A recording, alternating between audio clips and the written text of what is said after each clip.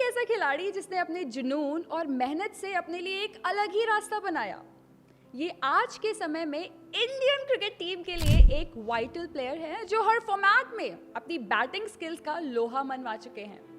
जी हाँ, we are talking about Rishabh Pant. Pant ने दिल्ली आकर डोमेस्टिक क्रिकेट खेलना शुरू किया था एंड तब उनको अंडर 19 सिलेक्टर्स ने टीम में पिक किया और फिर पंत ने उनका भरोसा भी जीता।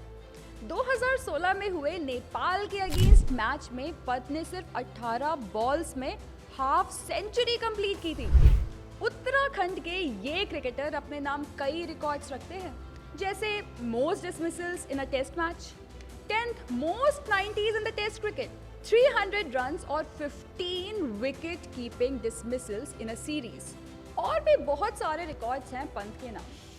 आज तक अपने करियर में ऋषभ पंत ने टेस्ट मैचेस में 2271 रन्स बनाए हैं, ओडीआईज में 865 रन्स, वहीं टी20s में 1158 और आईपीएल में 3284। वाओ! करंटली पंत दुनिया के बेस्ट विकेट कीपर बैट्समैन में से एक हैं। कहते हैं कि बच्चे के पहले गुरु उनके माता पिता होते हैं और ऋषभ पंत के साथ भी ऐसा था। पंत के टैलेंट को उनके पिता राजेंद्र पंत ने पहचाना और बचपन से ही उन्होंने पंत के क्रिकेटर बनने के सपने को अपना सपना बना लिया था। एक टैलेंट हंट के चलते ऋषभ पंत के पिता ने पंत को उनकी मां सरोज पंत के साथ दिल्ली भेजा। रुड़की से दिल्ली तक का सफर हुआ और ऋषभ पंत इस टैलेंट हंट के प्रोग्राम में सिलेक्ट हो गए और फिर यहाँ से शुरू हुई ऋषभ पंत की क्रिकेट जर्नी की रोलर कोस्टर राइड। हर सैटरडे को ऋषभ और उनकी मां रुड़की से दिल्ली आते थे सोनेट क्रिकेट एकेडमी में, जहां कोच तारक सिन्हा पंत को ट्रेन करते थे। अब पैसे की तंगी भी थी, कहाँ होटल लेकर रहते और जान पहचान के रिलेटिव्स के यहाँ रुकने के पंत अगेंस्ट थे, तो इसलिए वो मोती बाग गुरुद्वारे में रुकते थे। अब आप सोच रहे होंगे कि पंत आखिर ऐसा क्यों करते थे। बस नहीं पसंद था उन्हें किसी भी तरह का किसी से एहसान लेना, या यूं कह ले कि जिद थी उनकी कि अपने दम पे सब करके दिखाना है। ऐसे ही समय बीतता गया। पंत की मां गुरुद्वारे में सेवा करती रही और वहीं दूसरी ओर पंत अपने पिता के सपनों को पूरा करने में जी जान लगाकर जुट गए। ऋषभ की लगन देखकर उनके कोच तारक सिन्हा ने पंत का admission air force school Delhi cantt में करवा दिया और इसके बाद पंत ने कभी भी मुड़कर नहीं देखा। वो बस अपनी मंजिल की ओर बढ़ते चले गए। वो कहते हैं ना कि सफर मंजिल से भी ज्यादा खूबसूरत होता है, लेकिन इस सफर में पंत की लाइफ में जो स्ट्रगल्स आए उनसे कोई आम इंसान आसानी से हार मान जाता, लेकिन ये आम इंसान कहाँ, ये है ऋषभ पंत। 2016 में अंडर 19 वर्ल्ड कप से जस्ट पहले ही ऋषभ पंत को उनकी कैप्टनसी की पोजीशन से हटा दिया गया और उनकी जगह कैप्टन बने ईशान किशन। जरा सोचिए, जिस कुर्सी पे आप बैठे हो या बैठने जा रहे हो, वो कुर्सी आपसे खींच ली जाए, जाहिर सी बात है आप गिरेंगे और गिरने पे दर्द भी होगा। ठीक वैसे ही दर्द हुआ ऋषभ पंत को, लेकिन इसके बावजूद पंत ने उस दर्द पे ध्यान देने की जगह ध्यान दिया टूर्नामेंट पे। उन्होंने टूर्नामेंट ना ही सिर्फ खेला बल्कि अपनी परफॉर्मेंस से सबका ऐसा दिल जीता कि कैप्टन से भी ज्यादा बातें पंत की हुई। लाइमलाइट जो यूजुअली कैप्टन चुरा लेता है, इस बार वही लाइमलाइट पंत ने चुरा ली। अब ऐसा जज्बा कहाँ देखने को मिलता है। जैसे जैसे पंत अपने क्रिकेट की जर्नी में आगे बढ़ते गए, वैसे उनकी लाइफ में नए चैलेंजेस भी आते गए। ऋषभ पंत एमएस धोनी को आइडलाइज करते हैं और गाइडेंस के लिए उन पे डिपेंड भी हैं। अब धोनी और पंत का बॉन्ड इतना स्ट्रॉन्ग है कि उनके बीच की दोस्ती को बयां करना भी मुश्किल है। लेकिन कभी एक ऐसा भी वक्त था जब इंडिया के wicket keeper batter Rishabh Pant को लेजेंडरी क्रिकेटर एमएस धोनी से कंपेयर किया जा रहा था। जब पंत ने इंटरनेशनल क्रिकेट में अपना कदम रखा, उन्हें लगातार धोनी से कंपेयर किया गया। जब 2019 ओडीआई वर्ल्ड कप के बाद धोनी क्रिकेट से दूर थे, तब पंत को उनकी हर छोटी बड़ी गलती के लिए ट्रोल किया जाता था। लोग धोनी के कमबैक की मांग करते और पंत की गलतियों को लेकर उनके पोटेंशियल पर सवाल उठाते थे। जब पंत ने सिर्फ कुछ ही मैचेस खेले थे तब लोग उनकी धोनी से बराबरी क्यों करने लगे? ये क्वेश्चंस क्यों उठ रहे थे? इतना अनफेयर कंपैरिजन क्यों? This comparison was completely wrong. In one of the interviews Pant ने बताया कि इस कंपैरिजन का उन पे बहुत बुरा इम्पैक्ट पड़ता था। वो 20-21 साल की उम्र में अपने कमरे में जाकर रो लेते थे। इतना प्रेशर था कि उन्हें सांस लेना भी मुश्किल लगता था। मैं आपको एक इंस्टेंस देती हूँ। 2019 में मोहाली में इंडिया ऑस्ट्रेलिया ओडीआई मैच के दौरान पंत ने एक बार स्टंपिंग मिस कर दी।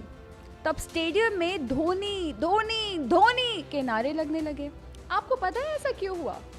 ऐसा इसलिए किया गया क्योंकि लोग पंत को उनकी हर गलती या मिस्ड अपॉर्चुनिटी पे नीचा दिखाना चाहते थे, या ये जताना चाहते थे कि वो विकेट कीपर लेजेंड धोनी के आसपास भी नहीं है।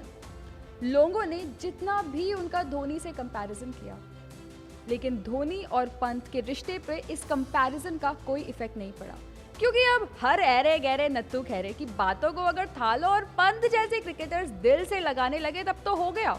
अब अगर बात सिर्फ परफॉर्मेंस तक सीमित होती तो भी ठीक था, लेकिन सोशल मीडिया के ज़माने में अब चीज़ें कुछ ज़्यादा ही आगे बढ़ चुकी हैं।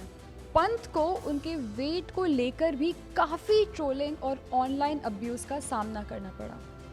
साल 2022 it was Deepak Chahar's wedding reception, जिसमें बाकी क्रिकेटर्स के साथ साथ ऋषभ पंत भी थे, और पंत को उस इवेंट में मरून सूट पहने देखा गया था।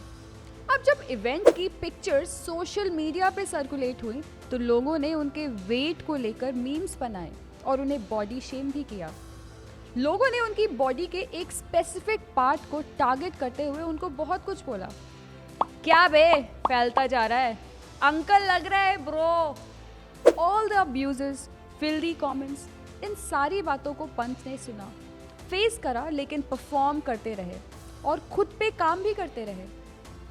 अब इंडियन क्रिकेट फैंस के साथ एक नामी क्रिकेटर भी हैं जिन्होंने पंत की बॉडी का मजाक उड़ाया। ऑस्ट्रेलिया के अगेंस्ट मैच में मैथ्यू वेड ने भी पंत को फैट शेम किया और वेट कम करने की नसीहत भी दी, लेकिन इंसल्टिंग तरीके से। ऋषभ पंत के लिए ऐसे बहुत से कमेंट्स हुए जिसमें उनकी फिजिकलिटी का मजाक उड़ाया गया। 4 बातें बोली गई और उनको बोला गया कि उनकी बॉडी क्रिकेट या कोई और स्पोर्ट खेलने के लायक नहीं है, भाड़ में जाएं सब। अब इतना सब सुन के पंत ये भी बोल सकते थे, लेकिन नहीं, बातों से नहीं, अपनी परफॉर्मेंस से जवाब देने का फैसला किया। परफॉर्मेंस, यस, परफॉर्मेंस से जब जवाब देना शुरू किया पंत ने, तो फिर से फैंस उन पर केयरलेस शॉट्स खेलने का आरोप लगाने लगे। फैंस का कहना था कि पंत अटैकिंग शॉट्स खेलते हैं, क्या जरूरत है उल्टे सीधे शॉट्स मारने की? पार्टनरशिप क्यों नहीं करता यार? जब लंबा खेल सकता है तो क्यों लंबे शॉट्स मार के रिस्क लेता है? अबे यार, ये तो भाई साहब, इंडियन फैंस किस हद तक चले जाएं ये सबकी समझ के परे है। इतना सब कुछ होने के बाद जब लगा कि finally Rishabh is at a good spot, perform अच्छा कर रहे हैं और फैंस भी उनके टैलेंट को देख पा रहे हैं, लेकिन देन पंत की लाइफ में आई एक और बिन बुलाई मुसीबत, जिसमें it was not just Pant जो इन्वॉल्व थे, बल्कि बॉलीवुड एक्ट्रेस उर्वशी राउटेला का भी बहुत बड़ा इन्वॉल्वमेंट था। उर्वशी के साथ हुई कंट्रोवर्सी में भी पंत बहुत ट्रोल हुए। उनको बिना किसी बात के, बिना किसी लेजिट प्रूफ के उर्वशी के साथ जोड़ा जाने लगा। सरप्राइजिंग बात यह है कि उर्वशी खुद इस कंट्रोवर्सी की आग में घी डाल रही थी। जब पंत का फॉर्म खराब चल रहा था तब लोग बाउंड्री पे खड़े होकर उनके ऊपर गंदे कमेंट्स करते थे, और यहाँ तक कि उर्वशी खुद भी डायरेक्ट इनडायरेक्ट डिग्स लेती थी। इन सारी चीज़ों से पंत की पर्सनल लाइफ बहुत अफेक्ट हुई, और किसकी नहीं होती। जब लाइफ में सब खराब चल रहा हो तब आपको सुकून आपकी पर्सनल लाइफ से मिलता है, बट पंत के उस सुकून पे भी ट्रोलर्स का डाका पड़ गया। 100 मुंह 100 बातें तो होती ही हैं, लेकिन पंत ने अपने आप को ऑन गोइंग कंट्रोवर्सी से दूर रखा और एक बार, बस एक बार सबको क्लैरिटी देकर बता दिया कि उनका उर्वशी से कोई भी लेना देना नहीं है। जबरदस्त कंपैरिजंस, फैट शेमिंग, बेकार की लिंकअप कंट्रोवर्सीज और ट्रोलिंग के बाद पंत की लाइफ में आया एक और खतरनाक मोड़। 30 दिसंबर 2022 को पंत का एक जानलेवा कार एक्सीडेंट हुआ जब वो दिल्ली से रुड़की अपनी फैमिली से मिलने जा रहे थे। उनकी कार रोड के डिवाइडर से टकराई और फिर उसमें आग लग गई। लेकिन खुशकिस्मत थे ऋषभ पंत कि कुछ बस ड्राइवर्स ने उन्हें उस कार में आग लगने से पहले ही निकाल लिया था। अपनी इंजरीज का पता चलते ही पंत को लगा कि अब इस दुनिया में उनका वक्त खत्म। देहरादून हॉस्पिटल में इनिशियल ट्रीटमेंट के बाद पंत को एयरलिफ्ट करके मुंबई ले जाया गया, जहां बीसीसीआई के स्पेशलिस्ट कंसल्टेंट ने उनका इलाज किया। उनकी राइट नी के तीनों लिगामेंट्स को रिकंस्ट्रक्ट करने के लिए सर्जरीज भी परफॉर्म की गई। इंजरीज तो वक्त के साथ साथ हील हुई, लेकिन साथ में पंत ने अपना रिहैब बेंगलुरु के नेशनल क्रिकेट एकेडमी में शुरू कर दिया था। एक्सीडेंट के बाद के कुछ मोमेंट्स को याद करते हुए पंत ने एक इंटरव्यू में बताया था कि कैसे उनका राइट नी डिसलोकेट होके 90 डिग्रीज घूम गया था जब वो एक्सीडेंट साइट पर फेस डाउन पड़े थे। उन्होंने बोला कि वो शुक्रगुजार हैं कि उन्होंने अपने पैर नहीं खोए। पंत ने अपनी लाइफ का क्रेडिट उन दो बस ड्राइवर्स रजत कुमार और नीशू कुमार को दिया जिन्होंने कार से निकालकर उनकी जान बचाई थी। पंत ने कहा कि वो अपनी पूरी जिंदगी उनके आभारी रहेंगे। एक्सीडेंट एक सेटबैक था, लेकिन इससे उभर कर निकलना ये एक चॉइस थी जो आई थी बिलीफ से। बिलीफ खुद पे, खुद की कॉलिंग पे, कुछ कर देने की जिद से, अपने आइडल के साथ कंपेयर होना, ठीक से ना परफॉर्म करने पर उनका नाम ले लेकर लोगों की चार बातें सुनना और एक जानलेवा एक्सीडेंट से गुजरना जहां जिंदा बचना भी मुश्किल लगता था। इतना सब, आखिर इतना सब कैसे फेस करा? अब आप इसको ऋषभ पंत की जिद बोलो या कभी हार ना मानने वाला एटीट्यूड, वो एटीट्यूड जो बहुत जरूरी है मैदान में उतरने वाले हर एक खिलाड़ी के लिए। पंत ने बखूबी हमें दिखाया है कि समाज सिर्फ उदय होते हुए सूरज को ही सलाम करता है, ढलते सूरज को नहीं। ये वही इंडियन फैंस है जिन्होंने एक वक्त पे पंत को क्या कुछ नहीं कहा, किस हद तक नहीं ट्रोल किया, लेकिन जैसे ही वो परफॉर्म करने लगे फिर देखो पंत की वाह भाई वाह। मतलब जब खराब वक्त आया तो हर जगह से मार खाई, career, love life, personal life, every other place, लेकिन ऋषभ पंत ने वो किया जो उन्हें करना था। लेकिन वो क्या चीज़ है जो कितनी भी मुसीबतें आए पर ऋषभ पंत को हार नहीं मानने देती?